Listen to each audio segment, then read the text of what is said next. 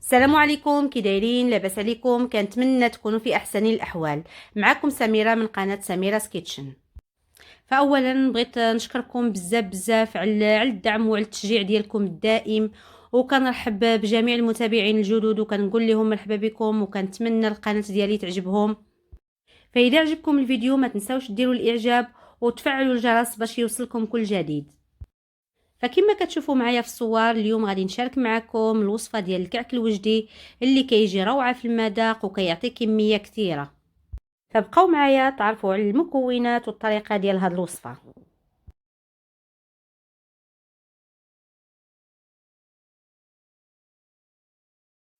في هذه الوصفه غادي نحتاجوا 3 الكيسان ديال الزيت، 3 الكيسان ديال السكر، واحد الكاس ونص ديال الماء، زائد 3 المعالق ديال المزهر، 3 البيضات، كاس ديال السمسم او جنجلان محمر، كاس ديال السمسم او جنجلان محمر ومطحون، 4 المعالق كبار ديال حبة حلاوة والنافع محمرين ومطحونين مزيان، 2 اكياس من سكر فانيليا. الخميره د الحلويات غادي نحتاجو 21 غرام، يعني انا هنا غادي ندير وحده ونص، وبالنسبه للخميره ديال المغرب غادي ديروا 3 حمر. الدقيق على حسب الخليط. وهاد المكونات غادي نخليهم لكم مكتوبين في صندوق الوصف. فبسم الله غادي نبداو. غادي ناخذ اناء للعجن وغادي نديرو فيه البيض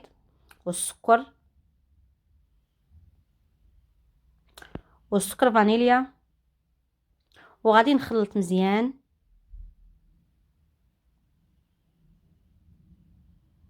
ومن بعد نضيف الزيت،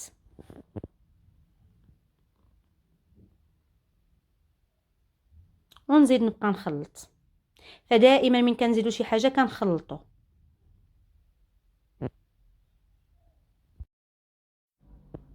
ومن بعد غادي نضيف الماء ونضيف المزهر.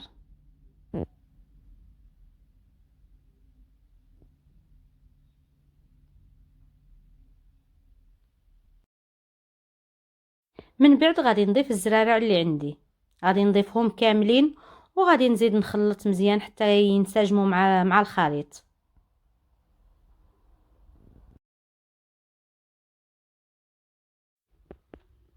من بعد غادي نضيف الدقيق يكون مغربل شويه مور شويه. هنا راه كيهز لنا واحد الكميه اكثر من كيلو. وغادي نستمر هكا كنجمع في العجينه حتى كنتحصل على واحد العجينه ماشي قاصحه او ماشي مرخوفه بزاف.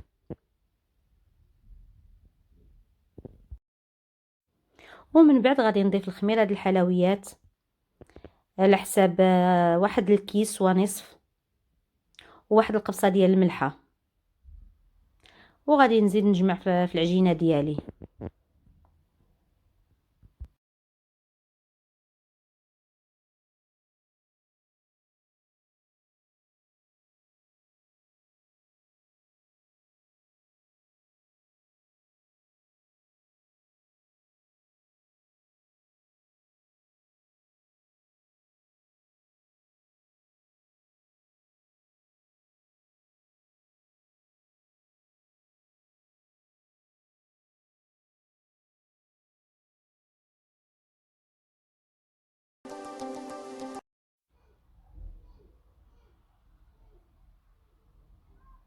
صافي هنا من بعد ما جمعت العجينه ديالي، ها هي القوام ديال العجينه كي كتجي.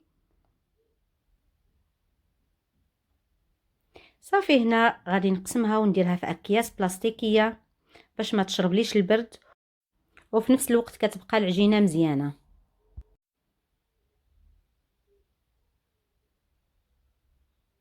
من بعد كناخذ واحد القطعه وكنسرحها بهذا الشكل، وكنقطعهم الى قطع صغيره على حسب الحجم اللي بغيت نشكل به. وغادي ناخذ واحد القطعه وغادي نشكلوها بهذه الطريقه على شكل حربول.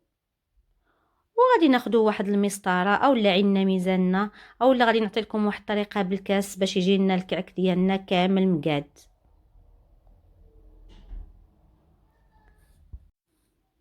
ومن بعد غادي ندورو بهذه الطريقه ونلصقو، وغادي نديرها في صحن الفرن.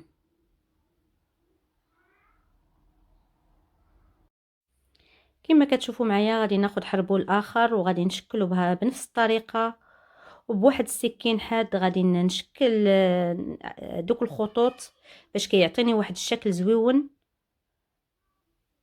وهكذا غادي نستمر بنفس الطريقه حتى كنكمل الكميه اللي بغيت ندير.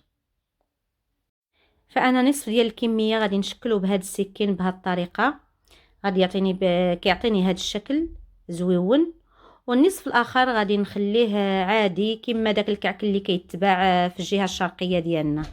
هذا الكعك واخا كيعطينا واحد الكميه كبيره فهو سهل في الخدمه ديالو، ما كيديرناش الوقت بزاف.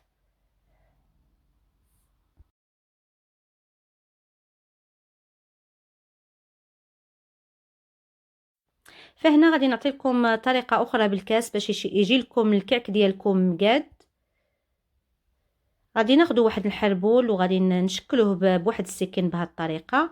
من بعد غادي ناخذ كاس ديال العنبه وغادي ندوروا له داك الحربول. من كنكملوا كنرفعوا داك الكاس وصافي كنلاقيو الجوانب. فبهذه الطريقه كيجي الكعك مقاد. بالنسبه اللي ما كيشدش العبار بعينه او لا ما عندوش شي مسطره يعبر بها او شي حاجه اخرى. فبلا ما نكثر عليكم الهضره غادي نخليكم مع الصور اللي كتعبر على راسها.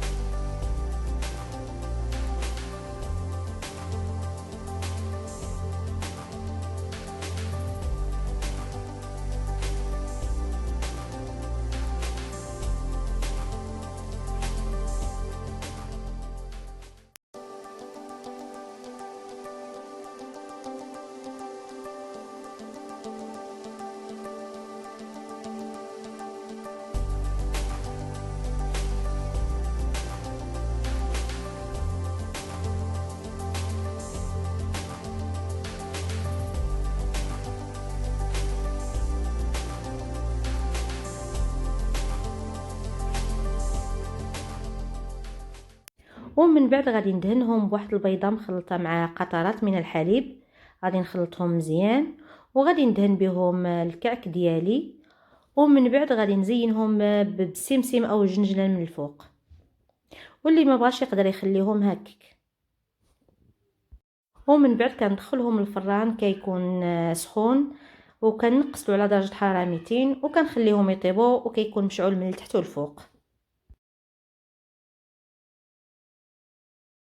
وهذا الشكل غادي نخليه عادي بلا ما نشكله بالسكين.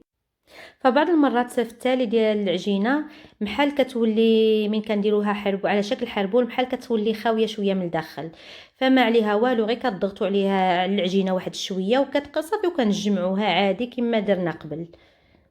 شفتوا كما كنضغط عليها باش كنجمعها. غادي نستمر بنفس الطريقه حتى نكمل العجينه ديالي كامله. فكما قلت لكم قبل فهذا النصف التالي اللي عندي غادي نشكل به الكعك عادي، غادي ندير به الشكل ديال الكعك صغيور كما هذاك اللي كيتباع في الاسواق. غادي نخليكم دابا مع الصور حتى نكمل العجينه ديالي.